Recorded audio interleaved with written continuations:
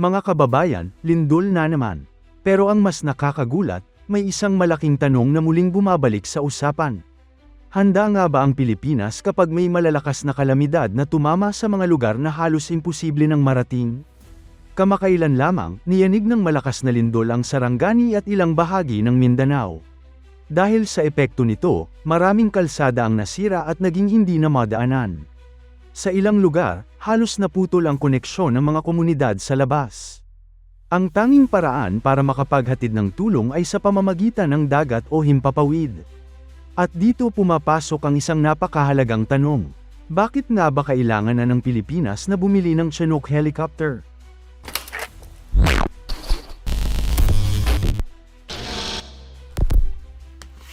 Alam natin na tuwing may kalamidad, napakahalaga ng mabilis na pagresponde.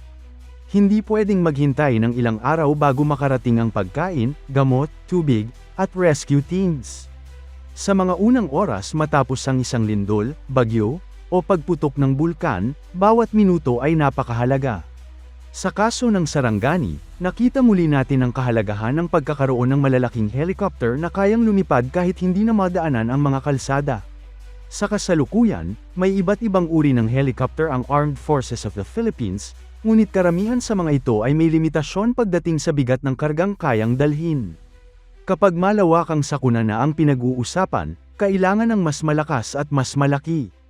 At isa sa mga pinakamahusay na helicopter para sa ganitong misyon ay ang CH-47 Chinook. Ang Chinook ay isa sa pinakasikat at pinakamatagumpay na heavy-lift helicopter sa buong mundo. Mahigit kalahating siglo na itong ginagamit ng United States at ng iba't ibang bansa para sa military operations, humanitarian missions, at disaster response. Kapansin-pansin agad ang kakaibang disenyo nito. Imbes na isang rotor lamang, mayroon itong dalawang malalaking rotor sa harapan at likuran. Dahil dito, mas malaki ang kapasidad nitong magdala ng mabibigat na kagamitan at mas matatag ito sa iba't ibang kondisyon. Pero gaano nga ba kalakas ang Chinook? Kayang magsakay ng mahigit 50 sundalo sa loob nito. Maaari rin itong magdala ng mga sasakyan, artillery, relief supplies, water containers, at maging malalaking generator na kailangan sa mga evacuation center. Kung ikukumpara sa ordinaryong utility helicopter, napakalaki ng lamang ng Chinook pagdating sa cargo capacity. Sa isang biyahe lamang, maaari na itong maghatid ng ilang toneladang relief goods sa mga lugar na hindi na kayang marating ng mga truck. At hindi lamang yon, may kakayahan din itong magsagawa ng medical evacuation. Kapag may mga sugatan na kailangang dalhin sa ospital, maaaring magsakay ang Chinook ng maraming pasyente kasama ang mga medical personnel. Sa panahon ng lindol, napakahalaga ng ganitong kakayahan. Isipin ninyo ang isang komunidad na naputol ang daan dahil sa landslide.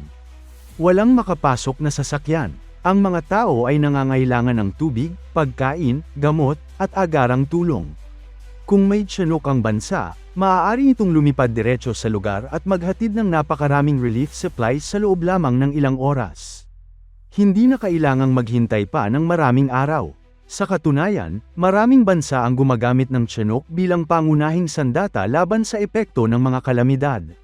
Sa Estados Unidos, Japan, Australia, United Kingdom, South Korea, at maging sa ilang bansa sa Europa, malaki ang papel ng Chinook sa disaster response. Kaya naman hindi nakapagtataka kung bakit matagal nang pinag-aaralan ng Pilipinas ang posibilidad ng pagbili ng ganitong klase ng helicopter. Matatandaan na dati nang nagkaroon ng plano ang Philippine Air Force na kumuha ng mga Chinook helicopter. Ang layunin nito ay mapalakas ang kakayahan ng bansa pagdating sa humanitarian assistance, disaster response, at military operations. At ngayong sunod-sunod ang mga kalamidad na nararanasan ng bansa, lalong lumalakas ang panawagan na may tuloy ang pagkuha ng mga ito. Ngunit alam naman natin na hindi biro ang presyo ng Chinook.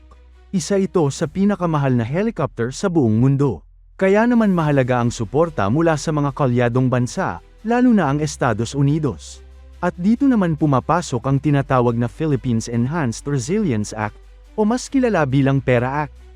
Ito ay isang batas ng Estados Unidos na nilagdaan noong Disyembre ng taong 2025 ni US President Donald Trump. Layunin nitong palakasin ang kakayahan ng Armed Forces of the Philippines at higit pang pagtibayin ang matagal ng alyansa ng Amerika at Pilipinas. Sa katunayan, itinuturing ito bilang pinakamalaking pamumuhunan ng Estados Unidos sa depensa ng Pilipinas mula pa noong panahon ng Cold War. Sa ilalim ng batas na ito, nakatakdang maglaan ng Amerika ng hanggang 2 bilyon at 500 milyong dolyar na grant assistance sa loob ng 5 taon, mula taong 2026 hanggang taong 2030. Bukod pa rito, maaari ring umabot sa 5 bilyong dolyar ang halaga ng mga pautang at loan guarantees na maaaring gamitin ng Pilipinas para sa mga programang may kaugnayan sa modernisasyon ng sandatahang lakas. Dahil dito, nagkakaroon ng mas maraming opsyon ng Pilipinas upang pondohan ang pagbili ng mga makabagong kagamitan na matagal nang kailangan ng bansa. Kasama rito ang posibilidad ng pagkuha ng mga heavy lift helicopter gaya ng CH-47 Chinook, na napakahalaga hindi lamang para sa mga operasyong militar kundi maging sa humanitarian assistance at disaster response. Sa madaling salita, hindi lamang simpleng pagbili ng helicopter ang pinag-uusapan dito. Isa itong pangmatagalang pamumuhunan para sa kaligtasan at kahandaan ng bansa sa panahon ng kalamidad at iba pang krisis. At habang dumarami ang mga hamon na kinakaharap ng Pilipinas, mula sa mga natural na sakuna hanggang sa mga isyong pangseguridad, mas nagiging mahalaga ang pagkakaroon ng sapat na kagamitan upang mabilis na makatugon at maprotektahan ang buhay ng ating mga kababayan. Isa itong investment para sa kaligtasan ng mamamayang Pilipino. Dahil kapag may malakas na lindol, bagyo, o iba pang sakuna, hindi mahalaga kung gaano kaganda ang mga plano sa papel kung wala namang sapat na kagamitan para maihatid ang tulong sa mga nangangailangan. Ang Pilipinas ay isa sa mga bansang pinakaapektado ng mga natural na kalamidad sa buong mundo. Taon-taon, nakakaranas tayo ng malalakas na bagyo, lindol, pagbaha, at pagputok ng bulkan. At dahil arkipelago ang ating bansa, napakahirap minsan na maabot ang mga malalayong isla at kabundukan. Kaya napakahalaga ng pagkakaroon ng mga kagamitan na may kakayahang makarating kahit sa pinakamahirap na lugar. Hindi lamang para sa digmaan ang mga modernong kagamitan ng militar. Sa katunayan, malaking bahagi ng kanilang tungkulin ay ang pagsagip ng buhay at pagtulong sa mga mamamayan sa panahon ng sakuna. At dito talaga napatutunayan ang halaga ng mga aircraft tulad ng Chinook. Sa bawat lindol na sumisira sa mga kalsada, sa bawat bagyo na naghihiwalay sa mga komunidad, sa bawat pagbaha na nagpapahirap sa paghatid ng tulong, mas nakikita natin kung gaano kahalaga ang pagkakaroon ng isang heavy lift helicopter na kayang magdala ng malaking tulong sa pinakamaikling panahon. Ang tanong ngayon ay hindi na kung kailangan ba ng Pilipinas ang Chinook. Marahil ang mas mahalagang tanong ay kung gaano kabilis natin ito maidaragdag sa kakayahan ng bansa. Dahil habang lumalakas ang mga hamon na kinakaharap ng ating bansa, kailangan ding sumabay ang ating kakayahan upang maprotektahan ang ating mga kababayan. Ang nangyaring lindol sa Sarangani ay isa na namang paalala na hindi natin kontrolado ang kalikasan. Ngunit maaari tayong maging handa. At sa panahon na ang bawat oras ay mahalaga, maaaring ang isang Chinook helicopter ang maging kaibahan sa pagitan ng mabagal na pagresponde at mabilis na pagliligtas ng buhay. Mga kababayan, sa inyong palagay, panahon na nga ba para magkaroon ng sariling CH-47 Chinook helicopter ang Pilipinas?